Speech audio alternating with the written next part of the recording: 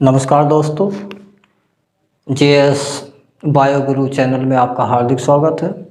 इससे पहले की वीडियो में हमने सिलेंटेटा के जनरल करैक्टर्स की बात की थी, सिलेंटेटा के सामान्य लक्षणों की बात की थी और अब इस वीडियो में हम बात करते हैं क्लासिफिकेशन ऑफ सिलेंटेटा, यानी कि सिलेंटेटा का वर्गीकरण। तो देख लेते हैं सिलेंटेटा का वर्गीकरण किस प्रकार किया गया।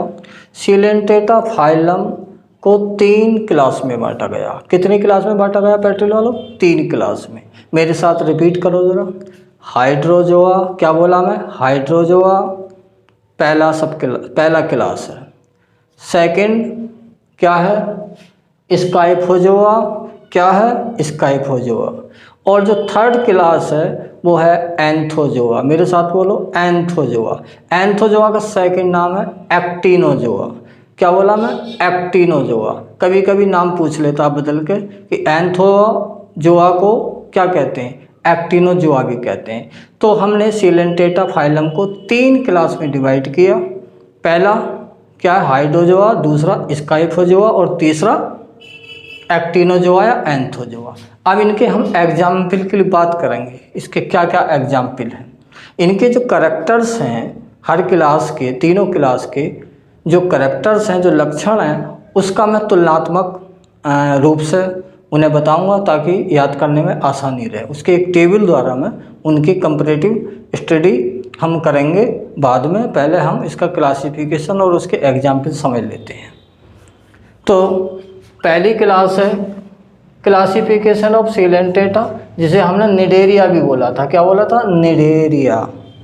ठीक। अब इसे 3 क्लास में डिवाइड किया गया। कितने क्लास में डिवाइड किया? 3 क्लास में। पहला जो क्लास है वो हाइड्रोजोआ। क्या बोला मैं? हाइड्रोजोआ।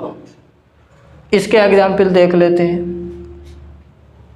हाइड्रोजोआ का एग्जाम्पल है ओवेलिया। मेरे साथ बोलो जरा, ओवेलिया। ओवेलिया को कहते हैं सीफर। क्या कहते हैं? सीफर। और सेकंड एग्जाम्पल है हाइड्रा। क्या बोला मैं? हाइड्रा। हाइड्रा फ्रेश वाटर में रहता है। बाकी जितने ये हैं सब समुद्र में रहते हैं, मैरीन वाटर में रहते हैं, लेकिन हाइड्रा फ्रेश वाटर में पाया जाता है। ये हमें ध्यान रखना है। Next example Physalia. क्या बोला मैं?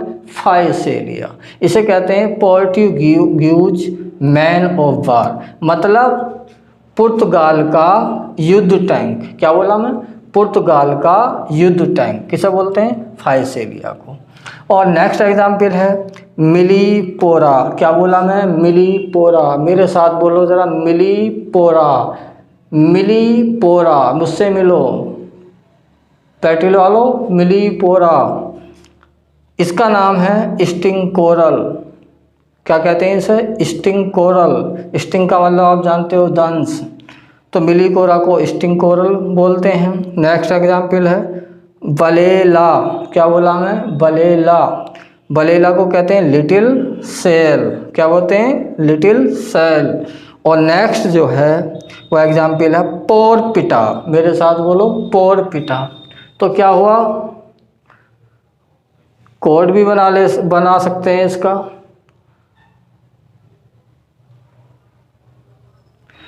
क्या कोड बना? कोड से याद कर सकते हैं। ओवे हाई फाई बीवी मिली। क्या मिली?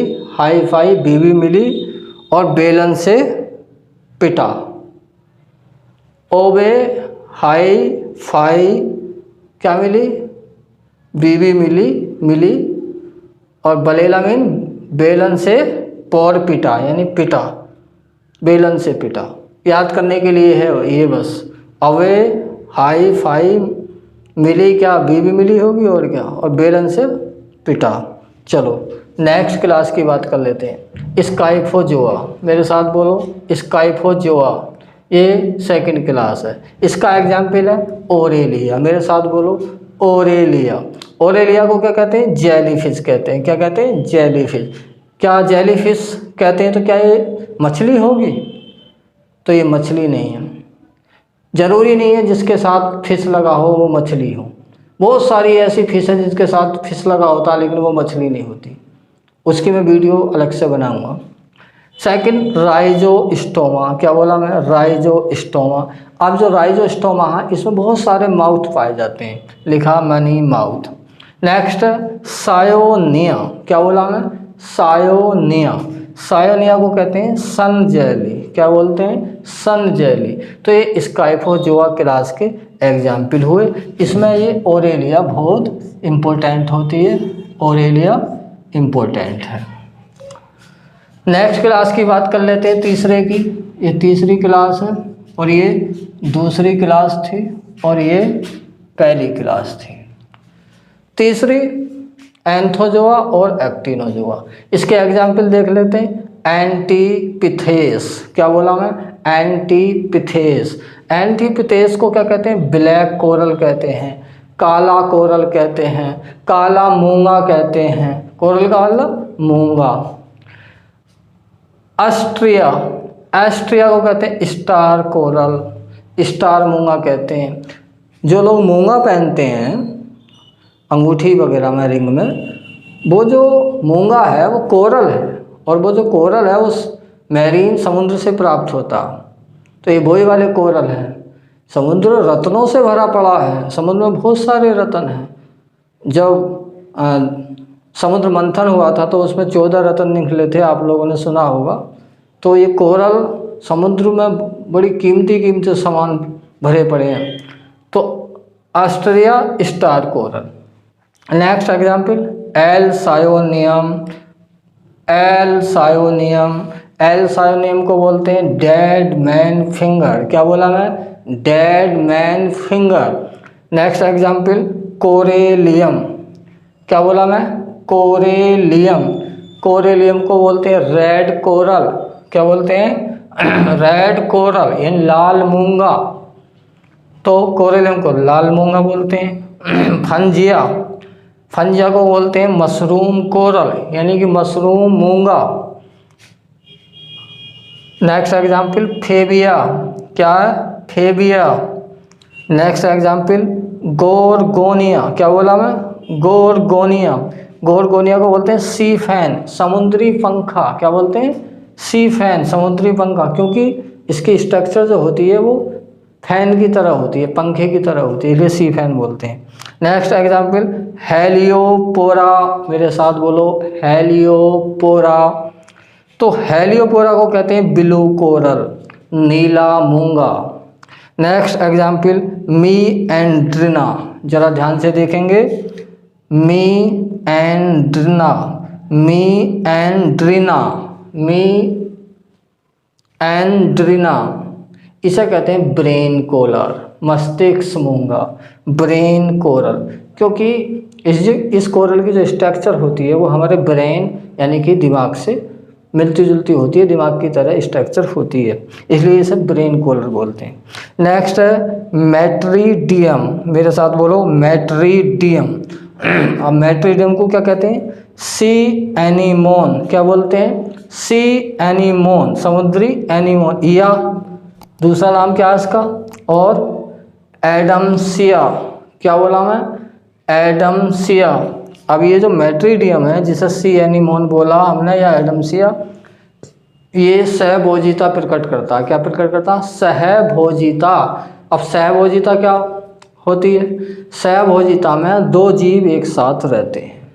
तो ये जो मैट्रीडियम है ये हर्मिट क्रेब के, ये जो मैट्रीडियम है ये रहता है एक मोलस्का के खोल के ऊपर। किसके ऊपर रहता, मोलस्का। मोलस्का फाइलम के जो एनिमल्स होते हैं उसका जो कवच होता है शंख की तरह, उसके ऊपर रहता है मैट्रीडियम, और उस खाली कवच या सेल के अंदर रहता है हर्मिट क्रेब। क्या रहता है, हर्मिट क्रेब, यानी कि साधु केकड़ा। तो हर्मिट क्रेब उसके अंदर रहता है मोलस्का के खोल के, और मैट्रीडियम उस खोल के ऊपर रहता है। तो हर्मिट क्रेब को भी फायदा होता है और मैट्रीडियम भी अपना मतलब सही कर लेता है। तो इस प्रकार मैट्रीडियम में सहभोजिता का गुण पाया जाता, इस दृष्टि से ये इम्पोर्टेंट है। कैसा है, इम्पोर्टेंट है। रट लेना सहभोजिता का गुण प्रदर्शित करता है। नेक्स्ट एग्जाम्पल है मैड्रीपोरा। मेरे साथ बोलो जरा, मैड्रीपोरा। मैड्रीपोरा को कहते हैं स्टैग हॉर्न कोरल। क्या बोला मैं? स्टैग हॉर्न कोरल, यानी कि 12 सींगा मूंगा, 12 सींगा कोरल। नेक्स्ट एग्जाम्पल है पेनेटुला। क्या बोला मैं? पेनेटुला। पेनेटुला को कहते हैं सी पेन। क्या बोलते हैं? सी पेन, समुद्री पेन, समुद्री कलम। नेक्स्ट ट्यूबिपोरा। क्या बोला मैं? ट्यूबिपोरा। ट्यूबिपोरा। ट्यूबिपोरा को बोलते हैं हम ऑर्गन पाइप कोरल। क्या बोलते हैं हम? Organ pipe coral. इस प्रकार ये सीलेंटेटा का क्लासिफिकेशन हुआ। 3 क्लास हुई, इनके एग्जाम्पल हमने बता दिए। अब इन तीनों क्लासों का हम कंपैरेटिव स्टडी करेंगे, तुलनात्मक अध्ययन करेंगे, ताकि कम समय में हम ज़्यादा से ज़्यादा अच्छे अच्छे क्वेश्चन पढ़ सकें। तो अब शुरू करते हैं इन तीनों क्लास के कंपैरेटिव जो करैक्टर्स हैं उनकी बात कर लेते हैं। तो देख लेते हैं, तुलनात्मक स्टडी कर लेते हैं हम तीनों क्लास की। कंपैरेटिव स्टडी तीनों क्लास की कर लेते हैं सीलेंटेटा के।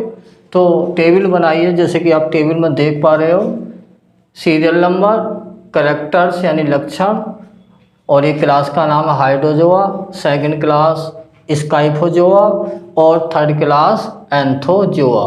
एंथोजोआ का सेकंड नाम क्या था? एक्टिनोजोआ। ये भी ध्यान रखना, क्या था?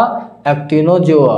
अब देख लेते हैं पहला करैक्टर हैबिटेट।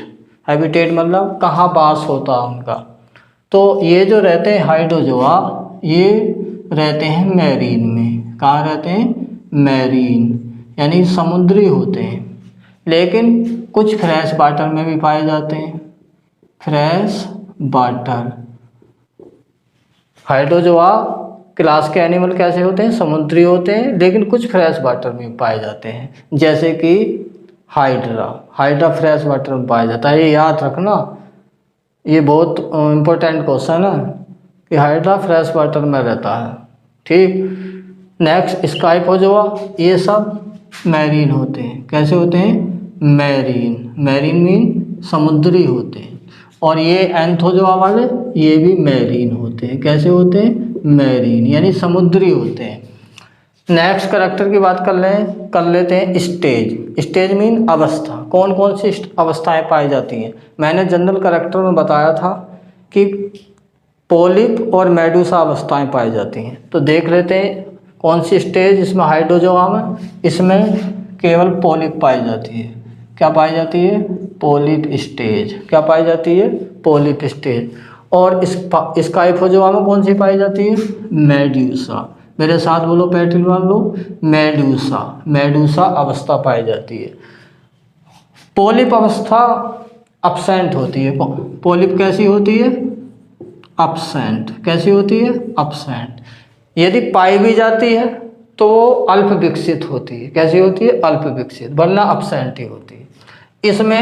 इसमें कौन सी होती है? इसमें ओनली पोलिप होती है। पोलिप अवस्था होती है एंथोजोआ में। नेक्स्ट करैक्टर की बात कर लेते हैं बीलम की। बीलम हाइड्रोजोआ में प्रेजेंट होता है। हाइड्रोजोआ में क्या होता है? प्रेजेंट होता है। और स्काइफोजोआ में बीलम अब्सेंट होता है। क्या होता है? अब्सेंट होता है। लेकिन 8 सेंस ऑर्गन पाए जाते हैं। कितने ऑर्गन? 8 सेंस ऑर्गन प्रेजेंट, यानी कि 8 संवेदी अंग होते हैं, लेकिन बीलम नहीं होता। इसमें बीलम, इसमें भी अब्सेंट होता। किसमें? एंथोजोआ में। इसमें भी बीलम अब्सेंट होता। बीलम एक संवेदी अंग है जो कि इन वाले दोनों क्लास में अब्सेंट होता है। नेक्स्ट स्टिंगिंग सेल, यानी स्टिंगिंग सेल्स का मतलब दंश कोशिकाएं, मैंने बताई थी दंश कोशिकाएं पाई जाती हैं सिलेंटेटा में, जिनका फंक्शन क्या बताया था, फूड को बेहोश करना, अपनी रक्षा करना, प्रोटेक्शन करना। तो स्टिंगिंग सेल या नीडोब्लास्ट, क्या बोला मैं, नीडोब्लास्ट। नीडोब्लास्ट को निमेटोब्लास्ट भी बोल सकते हैं, क्या बोल सकते हैं, निमेटोब्लास्ट या निमेटोसिस्ट। तो इसका मतलब है दंश कोशिकाएं। तो दंश कोशिकाएं कहाँ पाई जाती हैं, देख लेते हैं। दंश कोशिकाएं हाइड्रोजोआ जो क्लास है उसमें पाई जाती हैं एपिडर्मिस, क्या बोला मैं, एपिडर्मिस लेयर में, एपिडर्मिस लेयर में।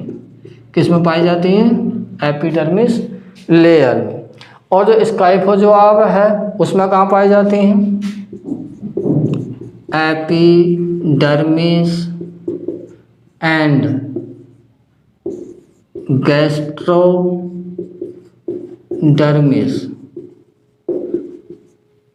दोनों लेयर्स में। तो इस क्लास में जो दंश कोशिकाएं हैं वो एपिडर्मिस और गैस्ट्रोडर्मिस दोनों ही स्तरों में, दोनों ही लेयर्स में पाई जाती हैं। एंथोजोआ में जो दंश कोशिकाएं होती हैं वो भी दोनों स्तरों में होती हैं, दोनों लेयर्स में, दोनों लेयर्स में, दोनों स्तर में, दोनों लेयर्स मतलब एपिडर्मिस और गैस्ट्रोडर्मिस। अब बात कर लेते हैं रिप्रोडक्टिव ऑर्गन ओरिजिन, मतलब जो जनन अंग हैं उनकी उत्पत्ति कैसे होती है। Reproductive organ origin, reproductive organ की उत्पत्ति। तो हाइड्रोजोआ में देख लेते हैं, हाइड्रोजोआ में रिप्रोडक्टिव ऑर्गन की ओरिजिन होती है एपिडर्मिस से। किससे होती है, एपिडर्मिस से, किससे होती है, एपिडर्मिस से। लेकिन स्काइफोजोआ में रिप्रोडक्टिव ऑर्गन की जो ओरिजिन होती है, उत्पत्ति होती है, वो होती है गैस्ट्रोडर्मिस, गैस्ट्रोडर्मिस की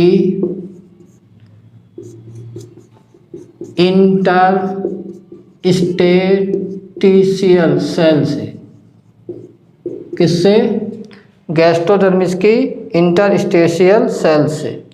अब एंथोजोआ में देख लेते हैं रिप्रोडक्टिव ऑर्गन की ओरिजिन किससे होती है। यहाँ भी गैस्ट्रोडर्मिस की, गैस्ट्रोडर्मिस की